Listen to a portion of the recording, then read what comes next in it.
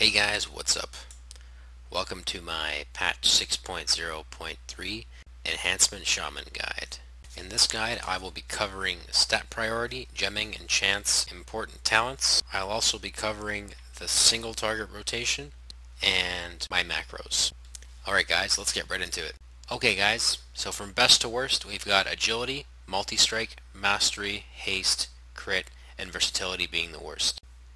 And as far as gemming goes, your best secondary stat will be your best gem as an Enhancement Shaman, the Greater Multi-Strike Talodite. In terms of enchants, for your neck, cloak, and ring, you'll need the Multi-Strike enchant. For your weapon, you'll need the Mark of the Shattered Hand enchant. Now for your talents.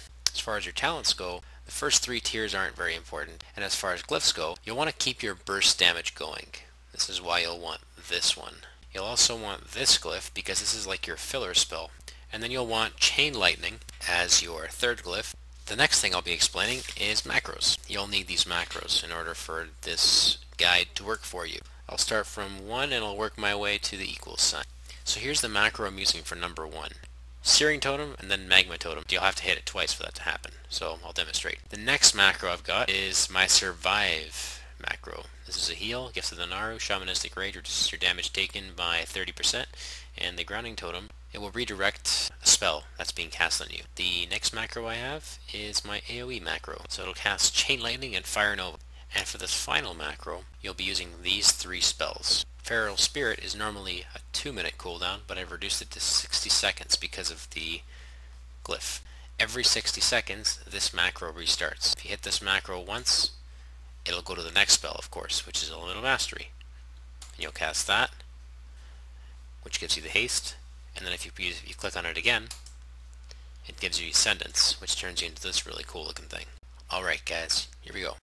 So you're gonna make sure make sure to maintain Searing Totem. You're also gonna want to make sure you use Lightning Bolt at 5 Maelstrom procs. And you're also gonna want to make sure that you use your Lava Lash and watch for the proc, because it will proc like that. You'll also want to use Flame Shock on cooldown. If Flame Shock is already active in your target and has more than 9 seconds left, you'll want to use Frost Shock, because that'll boost your DPS a little bit. You also want to make sure you use Unleash Elements on cooldown, and make sure you use it right before you're using your Flame Shock, because it adds a little bit more damage to your Flame Shock, which is what that does. Again, you'll also want to keep an eye on your Magma for your Searing Totem, like what I just activated right now with a lot of Magma. You want to make sure you activate that, and make sure you use that on cooldown, because that'll keep your damage up. I haven't used any big cooldowns yet. As you can see on the very far right on my action bar, I haven't used any of them yet. You also want to make sure that you're using Lightning Bolt as a filler spell if you don't have anything else to cast. But make sure you have at least 1 Maelstrom proc. Maelstrom weapon. And that's about it.